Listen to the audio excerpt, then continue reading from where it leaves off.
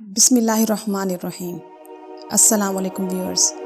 आज मैं आपको एक सहाबी का नाम बताऊंगी जिन्होंने एक भी नमाज अदा नहीं की मगर वो जन्नती हैं। उमर बिन साबित जो उसैरिम के लक़ब से मशहूर थे, वो हमेशा ही से इस्लाम के ख़िलाफ़ रहे। जब जंग उहद का दिन आया तो इस्लाम दिल में उतर आया और तलवार लेकर मैदान में पहुंच गए और काफिरों को खूब कत्ल किया, यहाँ तक कि ज़ख्मी होकर गिर पड़े। लोगों ने जब देखा कि उसैरिम हैं तो बहुत हैरान हुए और पूछा कि ए उमरू, तेरे लिए इस लड़ाई का क्या मकसद था, इस्लाम की मोहब्बत या कौमी गैरत? उसैरिम ने जवाब दिया, इस्लाम की मोहब्बत गालिब हुई। मैं ईमान लाया अल्लाह और उसके रसूल पर और मुसलमान हुआ और तलवार लेकर रसूलुल्लाह सल्लल्लाहु अलैहि वसल्लम के साथ आप सल्लल्लाहु अलैहि वसल्लम के दुश्मनों को कत्ल किया, यहाँ तक कि मुझको ये ज़ख्म पहुँचे।